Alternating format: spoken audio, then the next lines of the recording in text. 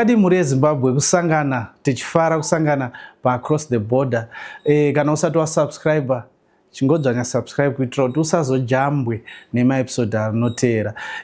Nhasi tine special guest ndiye mudzimai wekutanga kuuya panapa pa chirongwa che across the border. Zita Dumisani Mulambo Mafanise. Tisingapedzi nguva katipinde mu episode yanhasi.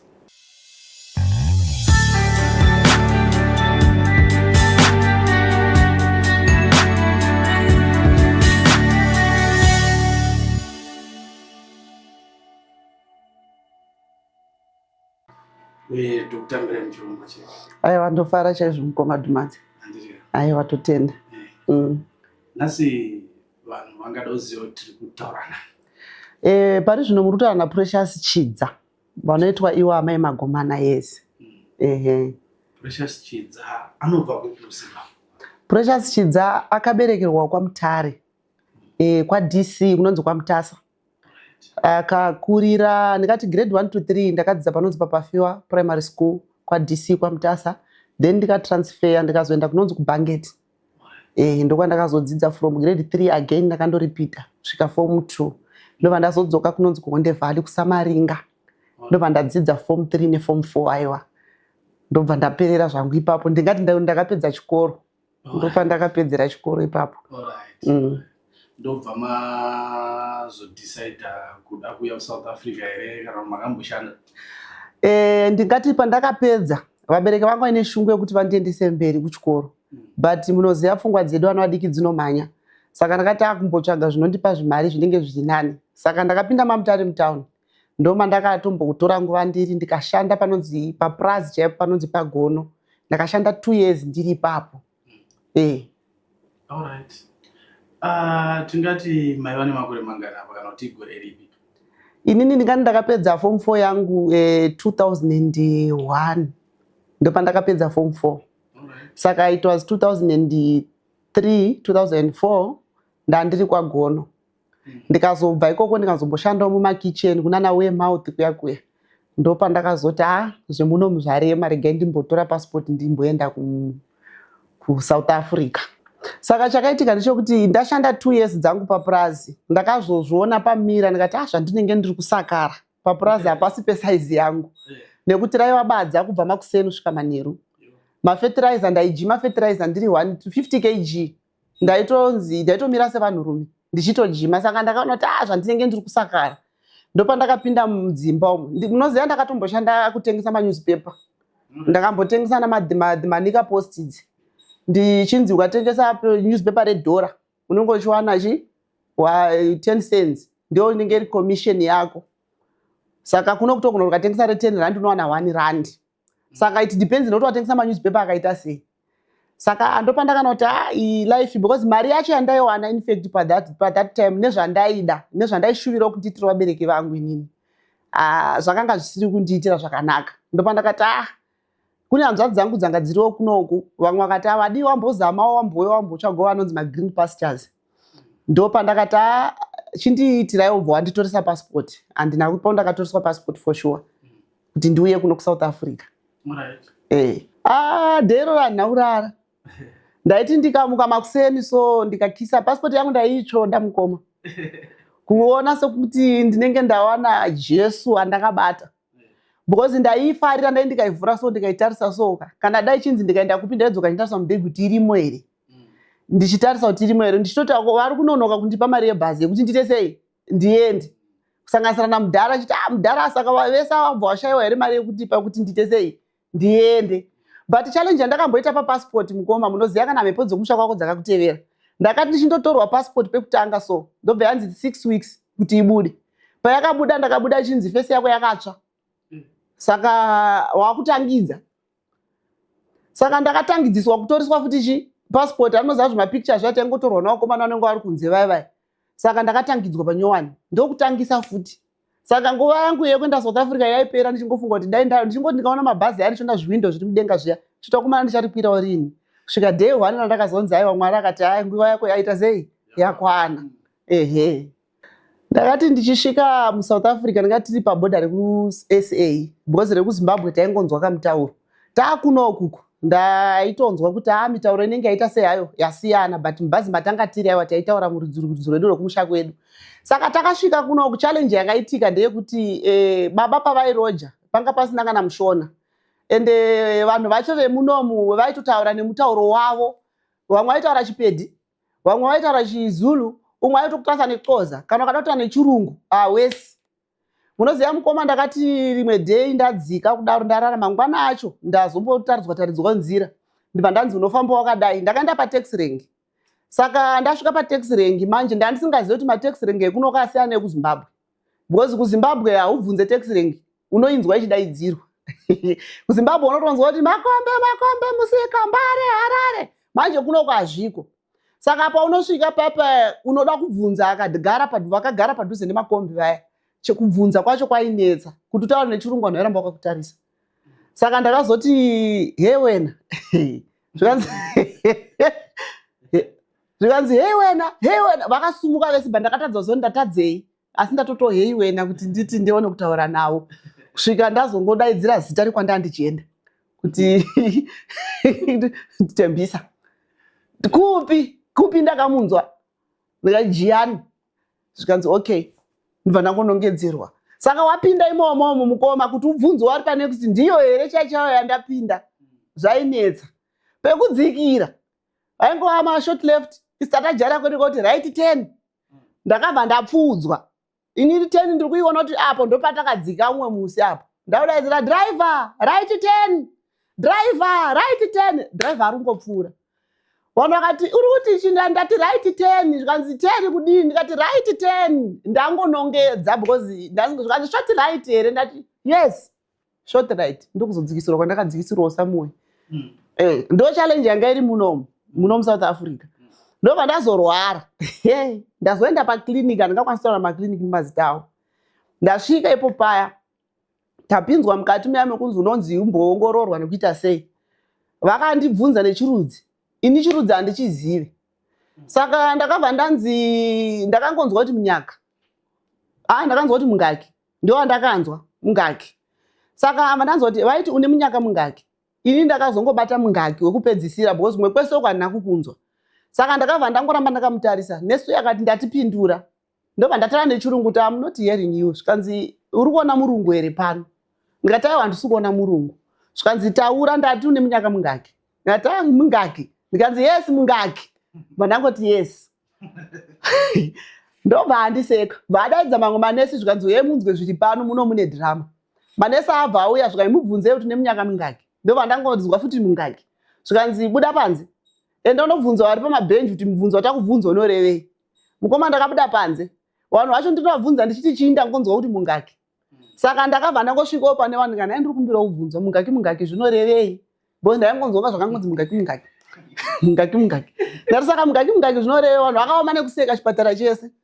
Zvikanzi abvunzeyo awa, munoziva kana zvakunakidza chipatara unongonzi bvunzeyo uyoyo. Ndosvika ndai ndiri kumbira kubvunza mungaki zvinorevei. Svika ndasangana nomwe munhu anenge wekumusha kwangu. Akati manzi chii sisi? Ndikati ameno mungaki, ndangonzwa kuti mungaki mberi. Zvikanzi hakuna kunzi mune munyaka mungaki. Ndikati ya munyaka mungaki ndozvataurwa. Zvikanzi zvikunzi mune makore mangani. Ndikati niwanje ndati Yesu. Vanhu vakandiseka. Pandakazodzoka ndipo vakazondibatsira. Ndo machallenji afanga usingazivi mutauro ngoma zvinonetsa ndidi kunyepa. Ndambonzwa kumashure mechiti makauya kuSouth Africa maorganizirwa nasisi nehadzadzi nababa vese, because passport mazuva acho yainetsa, vangasati vakunyatsa kushanda baba ipamadhezi iwawo.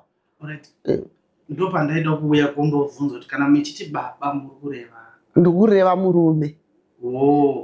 Mangaka mawanikwa? Ndakanga ndazotowanikwa pandakazosiya zvese zvekuzoita zvekukwagono kwanani kwese ndandisati ndawanikwa, but pandakazosiya zvese izvozvo ndakabva ndawanikwa. Ndo pandakati ndichingopedzwa kuwanikwa, baba vakati toda kuzokuorganizera kuti mukwire bhazi muite sei, muuye kuno kuSouth Africa. Saka vana bhudhiwo kuti vazozivawo, because ndikati ndandawanikwa zvekuwana natiri 2 zvisati zvakuzikanwa nefamily. Because wangu waingozikanwa kuti kune mukwasha ari kuSouth Africa, but anga asati abvisira. Saka hanzvadzi manje dzaingozoti tine mukwasha wedu ari muno muSouth Africa, but asati aita sei, asati abvisira. saka hanzvadzi dzainditi chiuya kuno kuJoni dzaida kuti ndiende kwavari kuMafikeng, and for sure ndokandakananga ndichienda kuMafikeng. Saka ndananga kuMafikeng manje ava ndopa vakazouya vachibva vateerawo kupiwa futi kuMafikeng, ndopakazonyatsa kuita official ndobva taronga date batadzokera futi kuZimbabwe kwakundobvisira ndobva tazodzoka tese. Saka tazodzoka kubva kundoroora kumba kwedu kwaHondi ndabvisirwa tazodzoka ndopandakadzoka tichigara muno muJohannesburg. Saka tagara muno muJohannesburg tese munoziva ndandine passport handirambi, but taita zviya zvokuti kana madhezi akupera ndaitorawo passport yangu ndondopiwa mabhazi anoyambuka achienda kumushaya, ndoti chindiendereyo munondisirawo mazuva yodzoka. Kana akupera yaingopera ndiri munomu ndichingoipa futi, ichingopera futi ndiri munomu ndichingopa futi, tichingoti mazuva angogara aripo tori chekufambisa. Saka rimwe day takazoti takuenda futi kumusha, takuchienda nababa. Patakati tiri kuenda kumusha manje tiri pabhodha kuno kuSA side, passport yangu ndopa yakabva yaita mayasi. Ndobva ndanzi mama passport yenyu iyi yaka-expire, ndoti expire yakapera madays kudhara. Makadarikira, ndikati aiwa tarisai madays ese aripo, handina pandakadarikira. Zvikanzi tine zvidhindo zvataona zvisiri musystem. Passport yenyu iyi zvidhindo zvimwe zvacho hazvisi zvemusystem, ndezvepasi pemuti. Maipa handi passport. Ndikati aiwa for sure handidi kunyepa. Passport ndaitumira. Ndakatumira ka2 kese. Zvikanzi passport yenyu ine zvidhindo zviri zvisiri pai musystem. Saka handikwanisi kukudhindira because passport yenyu tonzi yakasort overstay, yaane 300 days. Yanzi 365, which means itori gore here ne something. Yakasort overstay, imi muchiti ne madays, but ndopa yakasort overstay. Saka passport yenyu iyi yaka overstay, mauya nayo say iyo iri overstayed. Ndikati achindiregererayo but it was too late. Saka pandaitaura neimmigration ipapo murume aitadza kuti ada kutondinzwisisa because ndandada kutochema kuti manje ndoita sei. Saka pakabva papinda murungu ari busy kunegotiata neni, murungu ndobva angopinda, vanga ari padhuze nedhoo. Murungu paakangopinda chete handizi kuti ndiye boss wepo here kana kuti chii chakaitika. Ndakangoona angotora mastembe angodhinda passport yabva yangodhindwa yabva yapiwa murungu uya. Saka yapiwa murungu yabva angotora passport ya ndobva ada kuzama kuisa mumushini, ndobva atobudisa zvikanzi this passport ine overstayed, iri very long. So ndobva atora murungu yakabva buda nayo, ndikati ameno zviri kundogadziriswa zviri kudzoka. Yakazi yaine zikubepa rewhite so zikushiti, ndobva ndapuwa manje. Zvikanzi go back to Zimbabwe. Enda kuembassy ikokoko. Undonzwa kuti nyaya yaita kuti passport yakana chida find, you are going to pay. Kana pane something chikudiwa kana iri ban, unotoziva kuti ndezvechi. Saka enda dzokera kuZimbabwe. Saka semunhu ndanda kutombobata-batawo ndino chibasa chandaandawanawo munomu. Ndobva ndafunga kuti apa ndakakumbira murungu chitiri kuenda kumusha. Ndiri kudzoka musi wakati passport yobva yadai. Ndikodzokera futi kuZimbabwe, basa ndosvika raita sei rapera. Ni chipepa chiya pete muhomwe tsve. Chipassport changu bate mumaoko, ndikati ndikabata ndifamba ndakabata chipepa ndozikanwa kana vanhu vese immigration kuti ine chipande. Saka ndakandotora chipepa changu ndikavhomora. Imomo vakatondiona murungu iye ndichitovhomora ndichikanda muhandbag. Torei passport yangu mumaoko ndokutobudawo ndokupinda mubhazi. Ndobva ndatodza madhiraivha kuti ndozvaita sei, ndozvaitika. Zvikanzi passport yenyu yetu yapiwa 15 days. Saka imi mukasvika chiende mundokurukura nemurungu wenyu. Before 15 days dzokerai kupi? Kuembassy. Ndingati alright. Kuchataurika kumurungu. Ini svikei pfuurire zvangu utowedzera kushanda.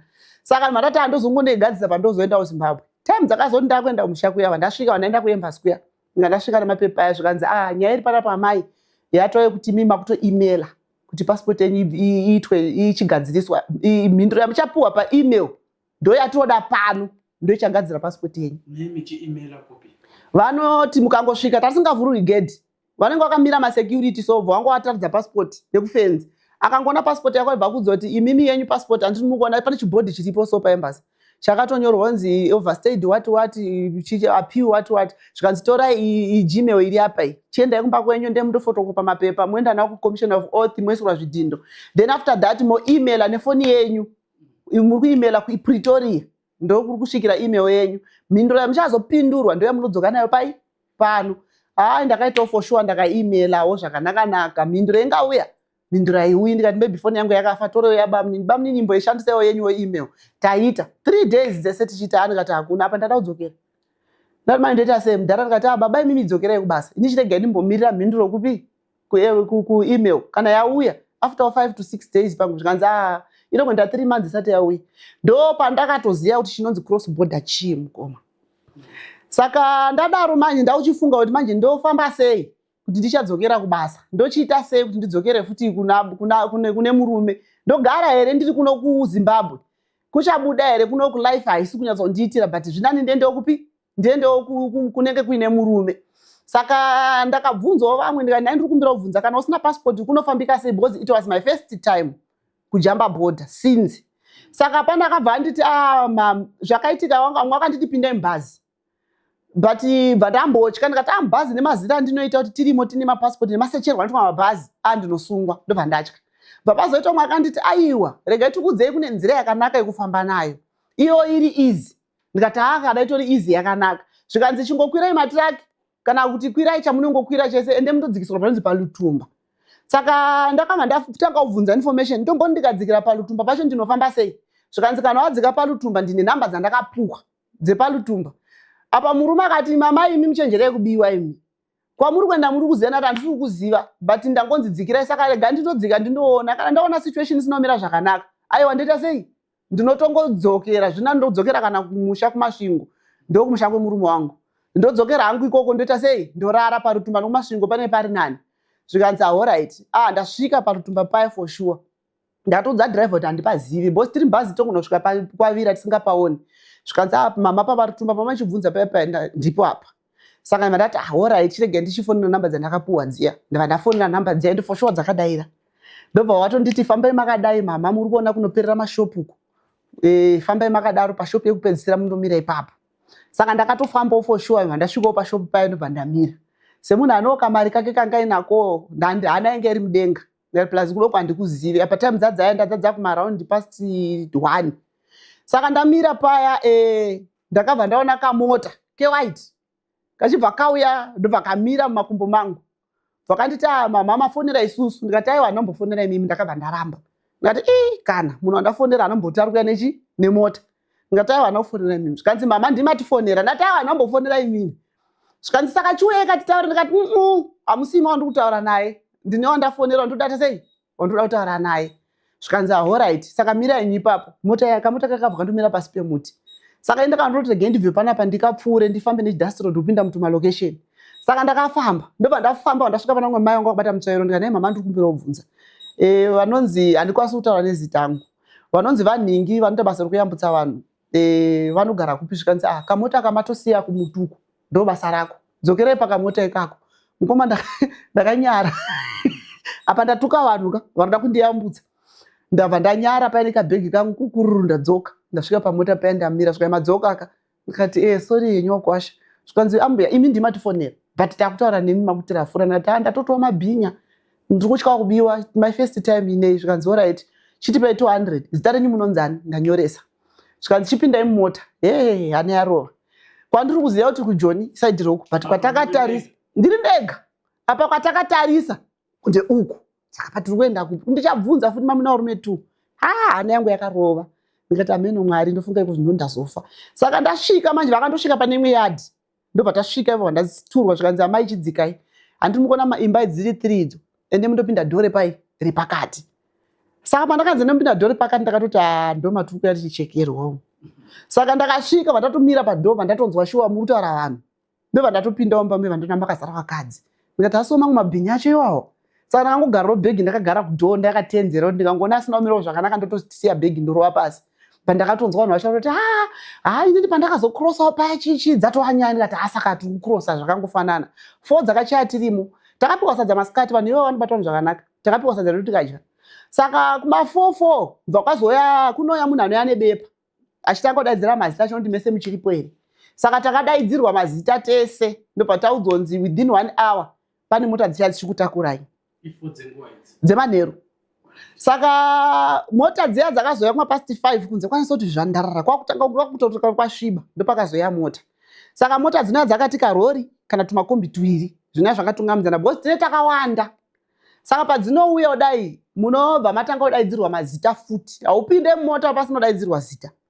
Ningi oti ndiri pano onzi enopinda iyo ningi ndiri pano pindawo shamwari ronga vanhu unoziva marongero atinoita mukoma marongerwo acho andaifunga kandaishoti kurongwa kuri right marongerwo acho kombi yacho andinoziva kuti kombi iyoyo inenge isina masiti inenge yakadzoswa masiti ese masiti anenge angosara mukombi iyo ndeyekwadhiraivha chete. Saka vamwe mese mune murimo mune makarongwa, which means kana makagara munogara makapfunya kudai.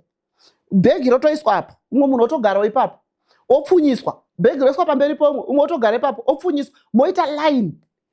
Kakombi kake kanogona kupinda vanhu 20. Mukarori moitiswa futi the same. Saka ndakabva ndaita munyama ndapinzwa mukarori. But ndakatombota mukarori kari nani. Kana ndikaona zvaminya ndinogona kujamba. Ndapinda mukarori. Kana dzichisumudzwa kubva pamba ipapo ka, dzinosumudzwa imwe neimwe yakananga direction yayo, adziteedzani kudai. Saka dzakangoti dzichisumuka imwe yakananga direction yekudai, imwe yakananga yekudai, tikati saka manje takuendeswepi. Ndakubvunzwa ari padhuze neni. Saka ndo mafambiro amunoita here? Akati amai, nyararai muzongona mega maita sei? Musvika Joni. Kana mine mhepo dzomusha kwenyu namatai tisvike zvakanaka. Tikati mazvitaini. Saka tazoti paya tabuda, pane patinozobuda mudhasitiro taupinda mutara. Tara hatiteedzi tara ndo Bed Bridge. Inongokuroswa chete. Yopinda futi mudhasitiro tochifamba nemusango. Saka polisi manje yaitozviziva kuti kune vanhu vaya manje vatakurwa vanotodzona mota nemalaidzika. Worinoti mota dziya idzo vanogarira kuya kwadzinobuda nako i2 ways kudhuze nekatogeti nekumwe kumberi kwacho so. Saka vanobva vagarira iko kuya. Saka patakasvika isu tichingosangana nepolisi yakamira ipapo takabva tatenesa karori. Saka polisi bvatanga kuti manyirira manje. Polisi iko yekuZimbabwe. Kwakuri kuZimbabwe kudhuze kuno kulutumba sata mupinda muBed Bridge. Saka karori kakamhanyiswa. Munoziva muri mukarori maitonga muri murusero ende hauna paunoti ndiregai ndimbodai gumbu. Mukoma ndaichema ndirimo nchiti vana mwandidzikise hangu ndisungwe hangu. Because it was my first time. Vanda ndinawo magandagori vanga vazvijaira. Ina hana kuzvijaira tatiri tu vanhu vanga vasina kumbobvira vazviita. Saka takachema tiri tu vamwe mai vangu mwana neni. Vana mwatidzikise hedu kani ndidzikise. Mirai ndidzika hangu ndisungwe hangu ndidzosore kupi? Ndidzosore kumba. Vana unditeerera. Saka driver waya takatomunzwa ari kufona kumberi kwako kwagara vanhu 5. Kuna driver apa ndiri kufunga kuti driver nomanyira ari kuita nevanhu vari mberi. Kana ikanzi rori yabuda tinopona here. Saka driver waya ndakutonzwa vanhu vari kufona vari mberi akati, "Hey, uripi? Shama tiri kumhanyirirwa kunoku, tiri kumhanyirirwa." Kakombi kakati mira ndiuye ikoko. Vakauya fushwa kakombi kavo vakasvika isusu karori kachipfuura kakombi kangosvika kakamira. Polisi yapa yakaona kakombi kamira, yakabva yauya iyo manje yakuda kuti nyatsomira pane kakombi vakasumuka. Saka takabva tadzimirwa malaidzi patangoti ichokoto tiri patatiri. Hana yangu ndopana kanzwa kuti now better is better kana tikarara edu pano zviri nani. Tifambe kwakachena ndife ndichiona. Saka tadaro takazonzwa kamota kaya kakuti akatokaona kuti kozvikanzwa nekamota kaya mamhanyirwo akari kuitwa. Akakamhanya kakombi kako. Apa kaine futi vamwe vanhu futi vari kujamba. Saka takazonzwa achiti ndapona shamwari. Ndapona ndadzima malaitsi ndiri pakati perodhi. Ndobva ndakona nekarodhi kangu kandosingokona nako kuti nzvenga nako ndandomira paseri pemuti. Polisi ndokupfuurira. Haina kutoona. Saka tapona hande ngatipfuurire nechi nerwendo. Handobva tatokurosa. Mukoma kana takurosa kudaro kune chidhasitiro chakadai. Mukoma kunomanyiwa.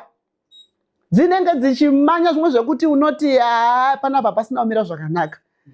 Zvekuti ndakafunga ka2 kuti akumadekwa kusiri kusango apo vanhu vacha kutokudzai kuti kunowanikwa nzou.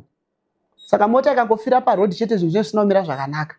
Saka tadaro manje tisati tangu tibude mudhasitiro takupinda mune dzimwe imini matotanga kupinda namakanyanya kushata rodhi. Pane musha unenge urisamei kupi. Mota yedu bva yafa. Patanzi tese ndemundopinda pamba ipapo. Patandopinda pamba ipapo patanzi munyarare vane vana batai vana miromo. Kuti vasachema.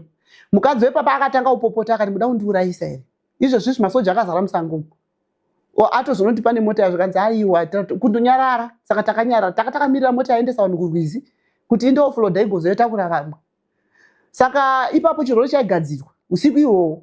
Hameno chaigadzirwa chisina kana matochi, hameno kuti vaibata sei vanhu vachanoziva magadzire echirori chavo vachazonzi chamuka. Mukoma takafamba tichirohwa nemiti. Waiti wakangomira wakangozvigarira hako so kana hopadzi uyu ungozoti kuti gara tairohwa. Uchinazonzwa kuti hapana pandarohwa cheko kupi ishamu chaiyo. Handiti musango rodhi yacho mukoma mukapindamo haisi dust yakagadzirwa nekuti kune chigredha chakagadzira rodhi. Ndidzo mota dzakagadzira rodhi yadzo. Saka rodhi yacho inenge iri kuti apa panogona paine muti apa tune muti ichitotsekenyedza kupinda nepakati. Saka miti iya andinodai mashizha. Saka iwo anenge achingofamba iwo dhirevha anenge ari mberi akanaka. Vari kumashure muti uyo ukadhonzwa newindo paunoregedzwa unokurova straight. Saka ndozvatakaita tamberi manje. Ndangoti ngatingosvika kwatiri kuenda kwacho. Takabva tasvika pakanzi kune masoja kumberi.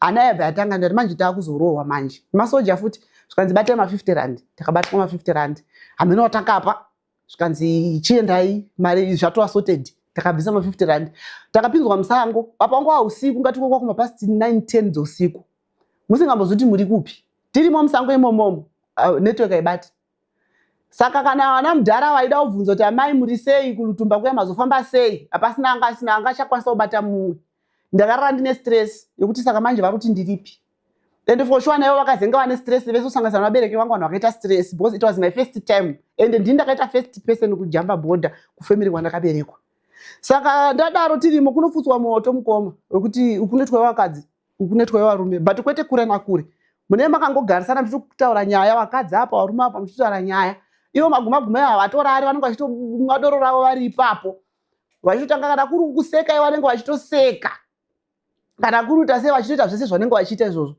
saka makuseni kwaedza kuma6 o'clock vanobva vakuti munhu wese takura bhegi rako kana usingagoni kutakura bhegi rako tsvaga munhu anoita sei anokutakurira but bhegi iro rinobhadhariswa achakutakurira uchamubhadhara saka achitakure mabhegi taakunanga kurwizi saka ini ndandinawo bhegi ko ndaizviziva here kuti kujambiswa kwacho kuita sei ndarongedzerwawo katubhinzi netuchii zvese chibhegi chiri kurema nedovi pasaidhi ndakati aiwa zvangu ndozvibatira kutya kubirwa ndabata zvangu zviya tasvika parwizi zvikai munhu wese budisa 100 rand yako yekuti akuyambudza zvekuzimbabwe zvatopera takuda kukuyambudza yekupi kumiri saka bata mari yako pamunhu 100 rand ndabudisa 100 rand yangu taaparwizi paya mune mvura zvikanzi vana amai ukanzwa wabatwa gumbo usaridza meri ukangonzwa wangu wabatwa gumbo usaridza meri saka unomira usati kana wanzwa wangu wabatwa ovhiza tinokushayiwa unofanira kumira kuti dzi wongotaura kuti wana mwari pane andibata then vanhu voita plani wakamira bhozi rinenge riri garwa apo wari kuudzawo inini gwara izvozvo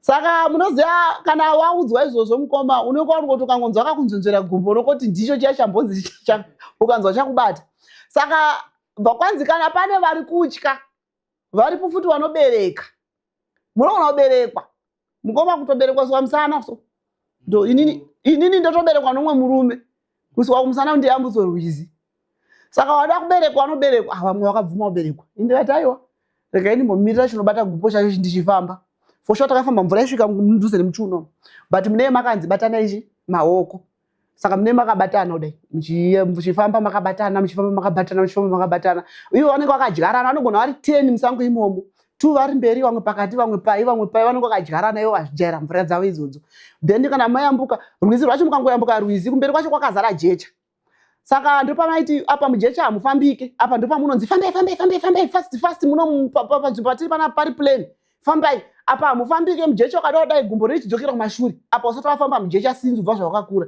bhutsu makatanga kupinda ivhu ndochitonzwa kuti ukurure bhutsu unotosvika futi kusara saka ndakakurura bhutsu 1 ndikabata 1 ndikazokurura imwe yacho ndikabata mujecha macho maitorwadza saka tati yambuke tapedza jecha patada kukwidzisira manje ndibva tambomiswa ipapo chimbozororai zvikanzi vana amai vane hana neti isai hana dzenyu mubhasikiti nyaya iri panapa ndeyekuti mukanzwa pfuti kurira kana kuti mukanzwa tundege kana mukaona kandege kana mukanzwa vanhu kuti mirai kana vangoti hoyo musatiza munogara pasi isu topedzera nechi navo munomu tati kana wakuridzwa futi inini this life wakomana nhasi ndazotambura inini next time handite futi this time handiuye futi nepanapo saka ndadaro for sure 2 minutes takatonzwa kuti stop there everybody stop there patozota saka vamwe vakada kuzama kutiza vanhu vakanzi garai pasi ndomaguma akadaidzira izvozvo takabva tagara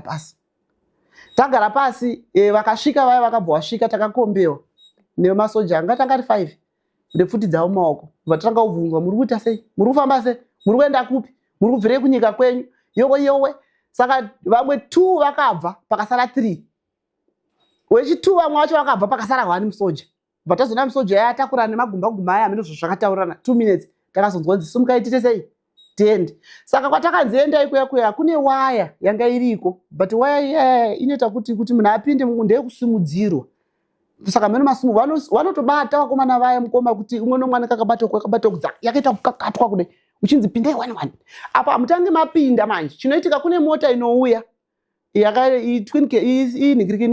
single cab yewaiti, so inouya inenge ine amaona zvinoitwa mombe zviya zvoti inoiswa masimba anokokerwa masaidhi mayo, so like a canopy.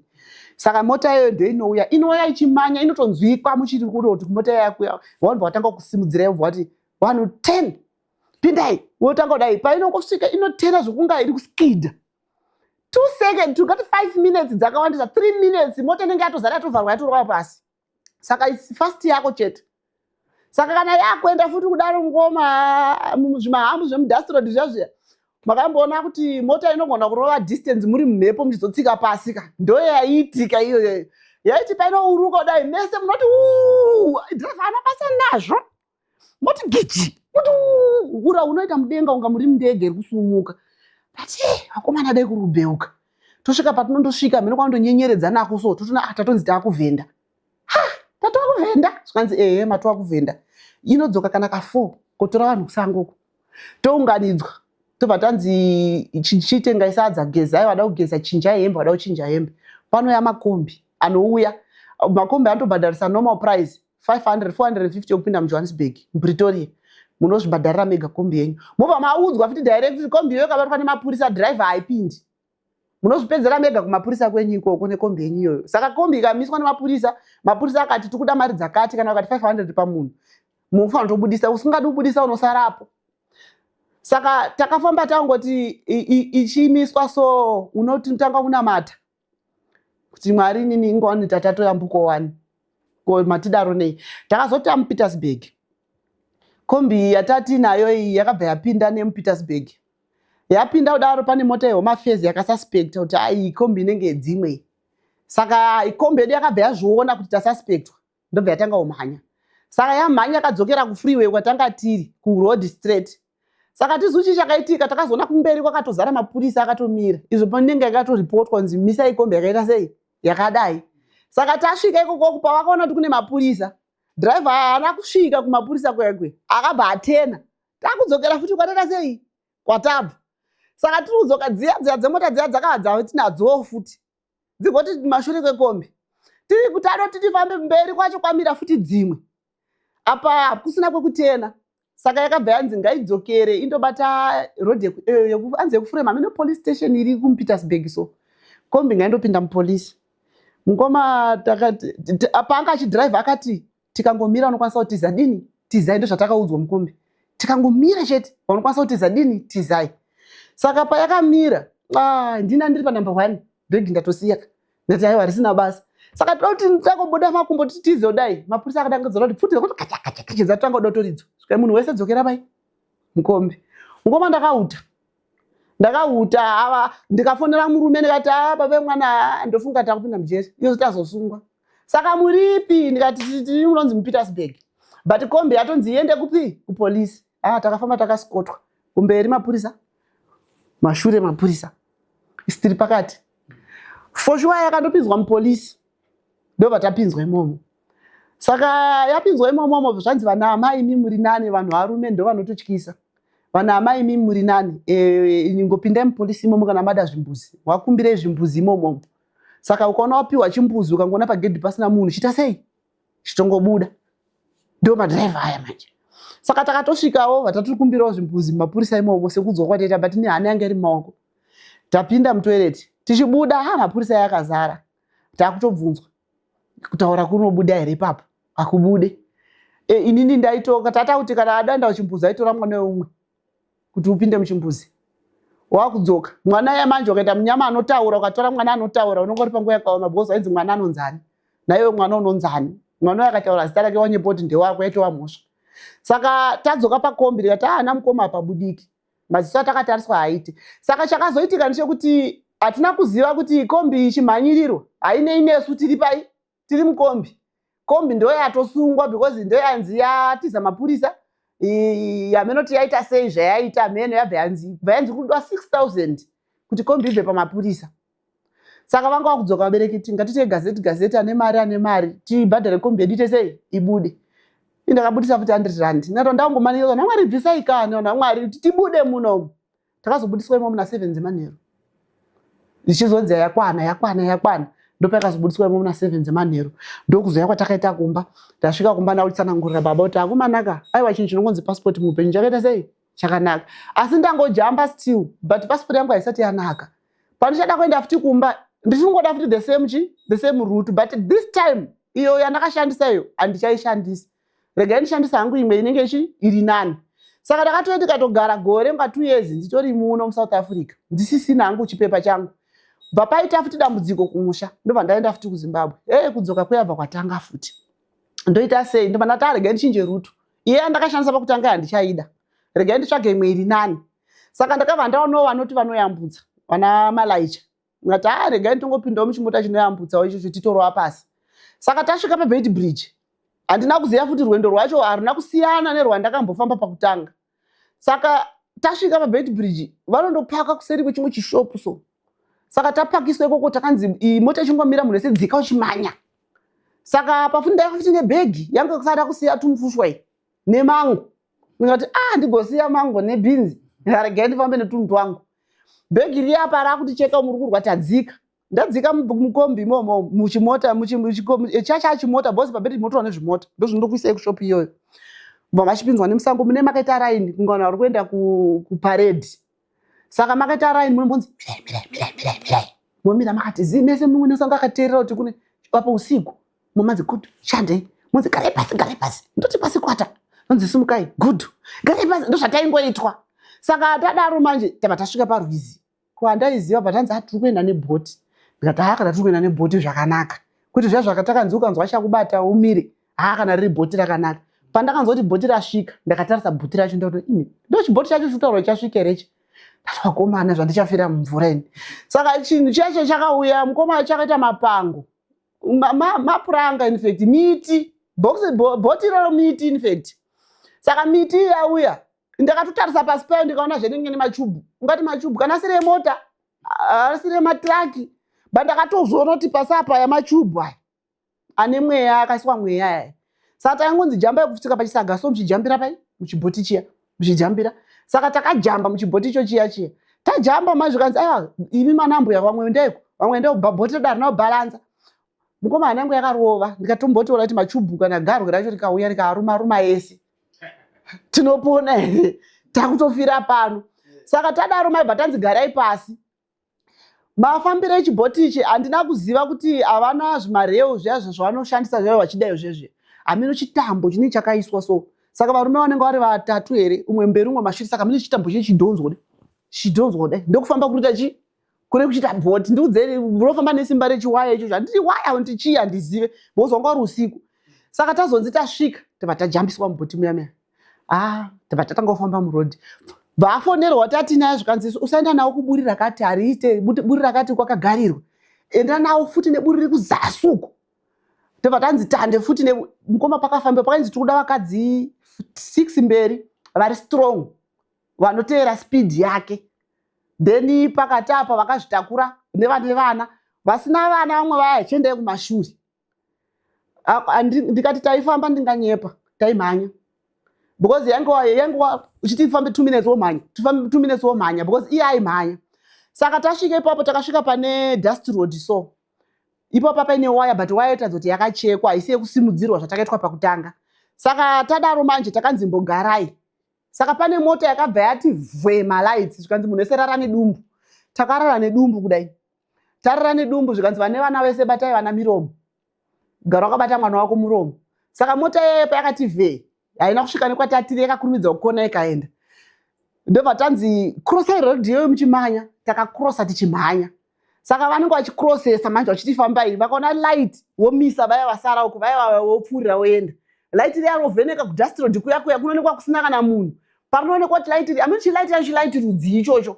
Chinotonga chinotenderera so chilight chacho so. Chichiti bha. Saka pachinenge chaenda kumwe side monzi futi yambukai. Takabva tasvika kudhuze nekunjanji. Takunjanji kokoko takabva tanzwa motorbike mbiri. Mamotorbike dhuru zvikanzi munhu wese rara pasi. Mukoma inini ndiri padhuze nedombo. But tiri kunzi munhu wese torara pauri ipapo. Ndakangundumuka. Ndakandoda kuzama uraro dai izvo idombo. Kuseri kwedombo nezibhegi rangu apa rariri kumusana. Apa ndosari kuti hamuna kuwarera. Ikuti chinzi musango imomo. Saka ndobva pakangonzi chisumukai tijambe chinjanji bhozi vanhu vanga utamira panjanji bhozi njanji ukavheneka unoona zviri uko bhozi hapana miti. Saka patanzi chisumukai, saka ndakasumuka ndine chadzimira chekudonha nebhegi. Ndada ndoyambuka njanji iya vandadonhera munjanjimo, bhegi riya varacho ratitsikirira mumusoro. Chirisimudza weni charigona, vandava vandarisimudzirwa. Vandazviwiwa, ndakata zvekudhonzwa. Nevakomana vacho vakabva anongodhonza fast kukandira uku zvokuti wakuwara hazvina basa chero wabva pai munjanji. Ndobva ndazosumuka zvakambuya munokuwara ndikati ndakuwara shuwa ndadonha but ndandakushaya bhegi ranga ramutsikirira musoro ndakutadza kusumudza musoro. Saka kumberi uku manje muno kasasogaraji kari tikati bhodha uku. Kune kasasogara kane kagaraji mani kari apa. Bhodha riri uku. Saka taibudira pakati pekuti unotoona garaji uchitoona mabhodha reSA uku. Saka pakati pacho ipapo ndopataibudira napo ipapo. Tabudira ipapo patanzi garai. Vatagara patanzi munhu wese nyarara kuti zii. Saka kune kombi dzinouya so inongouya yotenhera ipapo. Pamanzi munhu wese fast. Manyai mpinde mukombi. Apa mutara macho kuti muende padhuze netara mune makaiswa zvinonzi zvimachiko zviya zvemurodhi zviya zvimasimbi zvinovharira mota dzikarovera ipapo dziye izvozvo izvo. Saka mukoma zvaida kuti 1 ukajamba waya, 2 unofanira kundojamba zvinhu izvozvo, 3 wopinda mukombi. Saka ndozvandakaita izvozvo vatajamba vatapinda. Ndobva tayambuka. Saka ndopatakauya kunoko. Baba ndikavati inini baba ndagaya. Regai hangu ndite sei ndigadzirise passport. Ini zvokushafamba ndakadai ini handichadi. Kana zvikadzi 2 years passport yangu isati yanaka kunoko handidzoki. Saka ndiri kunoko ndakabva ndadaidzwa kuMafikeng kubasa.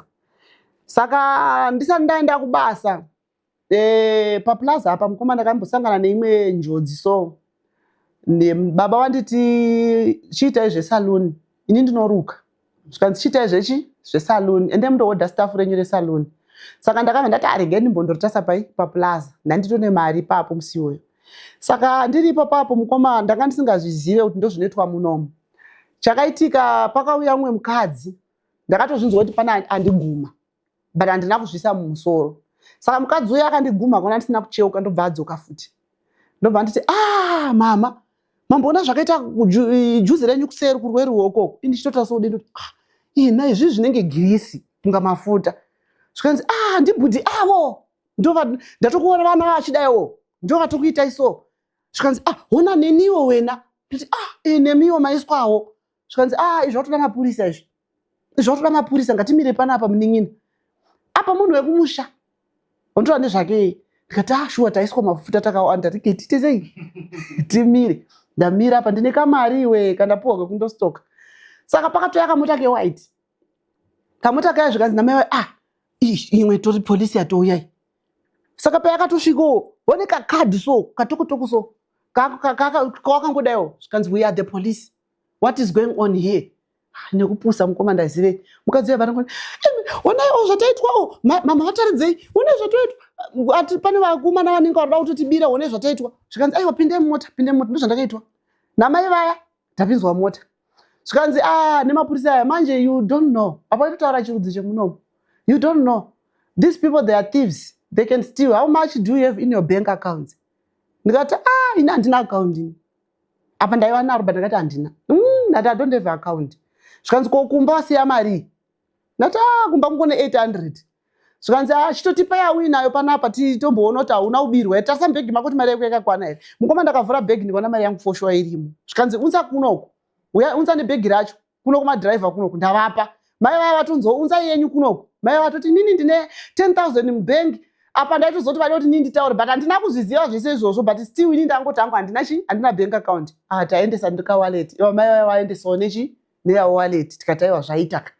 Taendesa paya. Ndobva yaverengwa. Ndichiona. Zvikanzi iyi mari yenyu itakudzosera pai muwallet. Izvo pamwe kupusa kuti yakadzoserwa kuti yakadonhedzwa pakati pemakumbo. Indikati yadzoserwa. Kazipi kavharwa ndapuwa. Zvikanzi mama zvamakuita panapa hatichakwanisi kuenda nemi papolice station iri apa paTembisa South apa. Imimi takundokusiyai kumba. Mazvinzwa. Saka zvatakukusiyai kumba bhegi renyu musarivhura izvezvi. Munozorivhura after 2 hours. Bozi mushonga wamaiswa uyu uri strong. Mukangovhura mari inodisappear. Ndikati sure. Ini bhegi changu nekupusa. Ndasvikawo kumba ndaganda bhegi ndakutodzowa ari pambo ndatonzi 2 hours. Ndikati amai mabirwa emi. Ndikati aiwa wati ndozovhura after 2 hours. Zvikachimirira 2 hours. 2 hours dzakakwana. Ndichivhura dai hamuna chunhu.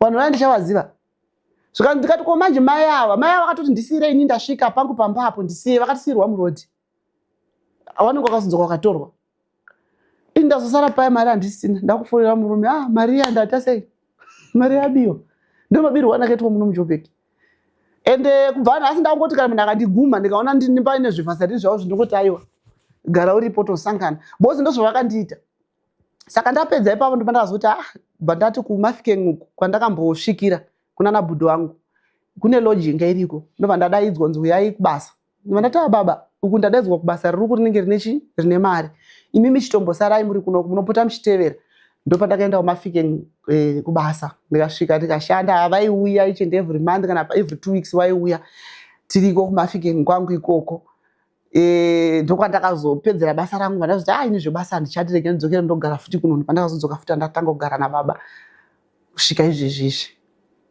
Mataura imimi mukati maiyambutswa nevarume vaikuyambutsa magumai vanga vakawanda sei? Vanhu ava vanenge vakawanda bhozi tiri musango imomomo watinoona fizikari bhozi ivo vanototaura vega vakomana ivavo wataiona fizikari ndokoti vaisvika nearly 12-15 vanhu ivo vanenge vatobhadharwa neuyu muridzi wemota kuti ndichengetere ichi vanhu havada kuyambutswa vanenge vachitozivana ende vanenge vachitotora zita remunhu atiuyisa nemota vanenge vachitoritaura ipapo saka vanotokuudzai futi ipapo kuti anenge anzwa kuda kuenda kuchimbuzi zviri nani utonditora ini ndiri pano pamoto nyangwe kwava mukadzi ndondomira bhozi ukazviendera wega izvozvo ungoti pote paseri pemuti apo unototorwa bhegi bhozi makazara muno musango ndo mataura vakatotiitira which means munee makazara. Then toenda pamakaenda papolice station nekombi yakanzi ngaiende papolisi mataura makati taikumbira vana vasiri vedu toende kungopinda muchimbuzi. Why maikumbira? Inini vakandiudza vakanditi kana uine mwana hauite sei hausungwe saka kana usina mwana manje unogona kutovharirwa saka takazotoma ana mai vatatu tatane ushamwari munongoziva kuti pamubhodha jamba mugumisira mama friends ndangoti mai uyu ndipeiwe ndibereke ndiende kupi ndiende kuchimbuzi ndotoendawo kuchimbuzi ndakabereka asiri wangu plus imomo macho imomo mukombi imomo mune mutone vana vanenge vatumirwa vasina munhu vana mai vacho vanenge vari kuno Joni saka vana ivavo ndo mapasipoti acho ekutoendesa kuchimbuzi iwawo wotoendeswa kuchimbuzi woita sei wodzosera mwana dzimwe nguva mwana wacho anenge atori wako because pamunenge muchifamba kana musango paipai madhiraivha aya anotokudza kuti ambuya ngomutoriwo semwana wenyu handimakabereka mwana uyu ndewenyu ende zviri riski izvozvo handidi kunyepa because unogona kubva nemwana wemunhu kuHarare uinaye mumakumbo kuchimbuzi iwewe unogona kutodzika nemwana yeye uchienda naye kuchimbuzi iye dhiraivha atoenda kodya muchishopu wozongouya kungobvunza kuti vanhu madzoka mese here apo une mwana wemunhu hausi kuziva kuti mwana wauya ndewani ndiwe kuti ndandito nemwana wandandinaye anga ina bhoti 3 years 2 years aka ndakatombovaudza murume wangu akanditi iwe next time uchasungwa uzibvoramba kuribatiswa chi vana vevanhu ndikadhiraivha akangu nditi mambo yasengai mwana uyu ndakafunga kuti kungosenga kungadiki dhiraivha akutotenga chikafu akutonditengerawo nemwana uya saka mwana iye anenge asina munhu saka mukombi macho mune makatozara vana vasina munhu teta mune mutone vana about 6 or 7 2 years 3 years 5 years kusvika pa10 years vanenge varimo hazvisitombori safe zviri riski because kana kune vanhu vanonzi vanoba vana vaya ndinogona kunganga ndikuenda kuchimbuzi ndine mwana wemunhu ndobva ndatopota kuseri kwechimbuzi munonditsvagirepi apa iwewo wasangana neni uchiti iwewo ndoda kukuyambudza dzimwe nguva pamwe nhamba dzandakufonera nadzo ndichiti nii ndoda kuti undiyambudze pamwe ndatorasa laini racho ende hauna information because papa mukoma panenge pasina information yemunhu because inini ndinongopuwa nhamba kunzi mati muda vambuka John fonerai malaicha anonzi Ningi handimazvinzwa ndotofonawo mukoma Chris muri right here ini ndinoitwawo ningi ndoda kuendawo kuSouth Africa handina passport alright ambuya uyai tisangane pakati nenguva dzakati wakutosvika mukomana apo alright makapfeka hembe dzerudzii pari mukomana anoya achikutorai ndakapfeka hembe dzebrown and black and chakuti wotonzwa kuti mukomana amuwana ndatorwa alright pindei mota anenge akunongedzerai wotopinda mota handiti mazondosanganiswa pamundosanganiswa paipai kana kunana Beit Bridge wotanga kutoti wotanga kunzwa vanhu vanhingi ndevapi because ana malaicha akawanda vanotakurirana vanhu vaya handiti saka unongowa kunzi vanhu vekwanhingi endai uku vanhu vekwamalaicha nhingi endai uku saka iwo unongonzi anenge angone list rekuti ndine munhu angofona ndobva atanga kubvunza kuti vachitokubvunza vati nhingi zita rangu because ndendisina kuvapa. Vanotobvunza kuti tete wekushawa nevaya varipi, ani muri kunzwa, tete wekuharare vaya varipi, ko mukoma vaya wekumasvingo vaya varipi, havatozivi nezita. Saka zita rinozonyoreswa pabeit bridge, makunzi makubhadhara mari dzenyu, chinyora zita nekwauri kuenda, kuti ukasvika muno muJoburg vanotokusiya pamakombi aunenge uchiita sei, aunenge uchienda. Saka vanenge vaine bepa uzoti ava tirikundoseya muJoburg, asi uya ari kuenda kwakati, kana ari kuenda kuMafikeng, uya ari kuenda kuMafikeng, tindomusiya parengi yakati, zvese izvo ndozvo. But kubeit bridge kumasvingo kwese kunani kwese kunomira makombi kunongobereka unongo ine mwana wemunhu unongo usingazivi. Ende zviri riski kunana amai vanotumira vana kuti ingo nditakurire mwana wangu muuye naye, nekuti munhu wauri kuti takurira mwana wangu uuye naye, munhu iyeye anotori busy nezvaari kuita, mwana anotorwa opuhwa kombi. Saka kombi ndene kakatakura mwana. Mataura mimi mukati pane pamakadzi 6 vakadzi kumberi vanonatsa kufamba vakasimba chaizvo. Then vane vakazvitakura nevane vana zvichidzokera kune vari wiki. Vaizonzi 6 kumberi uko. Pasina maimusiro yambuka varume here kana maiyambuka mega. Mapakazara varume, tiri mixed varume nevakadzi. But vanototi toda vakadzi mberi because varume vakatungamudzana vari vega. Ivo vanonzoti kana paine vakadzi vakanyanya kuona vakadzi vakawanda vanonzwa tsitsi than kuvanhurume. Saka vanonzi vakatoti toda vakadzi 6 vanofamba vari strong. Varume vese hatisi kukudai kuno mberi, ndimi mabhinya tiri kudai kuti munovhikira vakadzi. Mese mune muri kupi? Kumashure, nyangwe kiu yakakura sei, varume vese mune muri kumashure. Saka tichida vakadzi vanofamba, vane vakazvitakura, vane vana, vasina vana, then line revarume rozotevera kumashure. Ndozvavanoita, vaise varume mberi, vanotoisa vakadzi mberi. Ndo pamaizoyambutswa road kunzi pfura mechimhanya. Road ranga rakafara zvinhu. Road yakatofara zvoti kana tikati mota dzinogona kuita 3 kana 4. Muziya road iyi inoenda kumavhenda ndofunga meno yekuti uchikakrosa dust road iyoyo ukazoti fambi mundokrosa njanji unonga kuto dust road hombe yakatokura chaitori busy. Ndofunga ndo iya inotaimirwa ndo pane fence yekuti ukabva kurwizi uko. Saka ukati kwidze ndo kune waya ikoko. After waya yoyo mujinga mewaya ndo mune dust road iyoyo.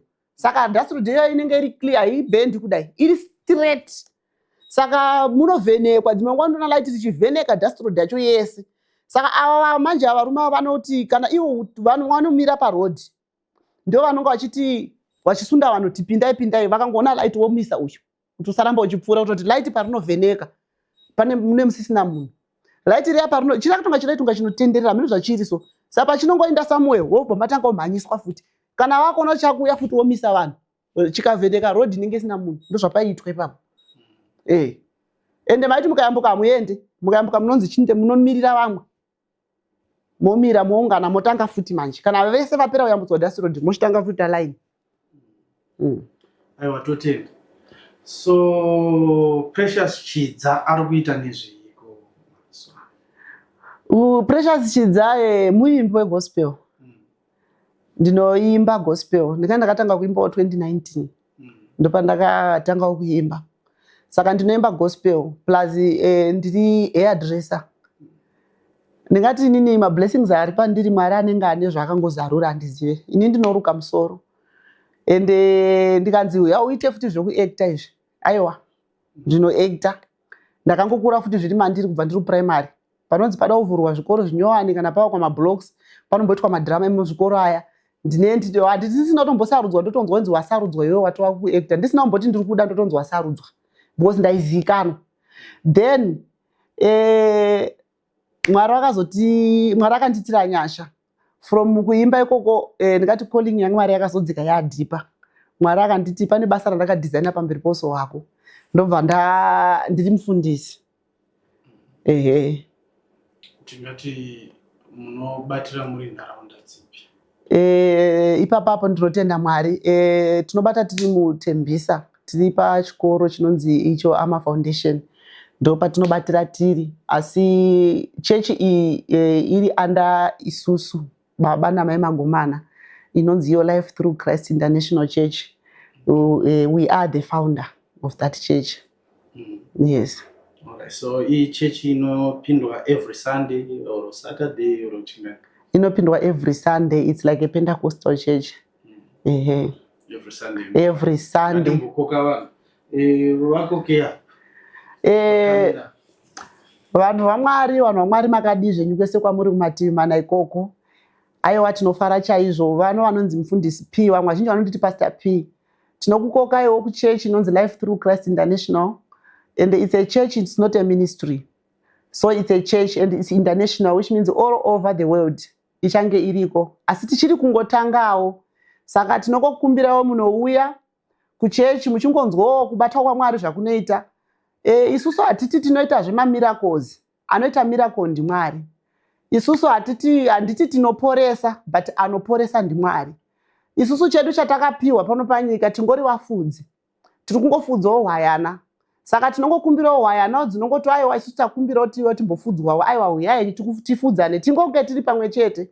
Tichishumira Mwari wedu tiri pamwe chete, tichirumbidza musiki wedu tiri pamwe chete. Ndatenda hangu Mwari wekudenga akukumburei, but ndinofara one day tichazenge tiri tese mouyawo toshumira pamwe chete. Every church ina Mwari, hakuna kuchechi kusina Mwari. Asi pane paunongonzwa kuti spirit yangu inenge yabvumirana neapa. Mwari wokuitira zvakanaka. Amen. Munenge munogona basa racho. Amen. Tsokushumaira. Saka tomboti vanoda kukubatai parunhare. Vanoda kundibata parunhare inini ndine manamba 2 andinawo. SMCOC. Ndinobatwa pa 084 987 6143. 084 987 6143. Dzimwe dzacho ndinobatwa pa 062 856 5006. 062 856 5006. Ndizo namba dzandinobatwa idzodzo. Saka namba idzi tinokwanisa kubata kana tichida kuuya kuchechi uye futi nekuda kurukwa musoro.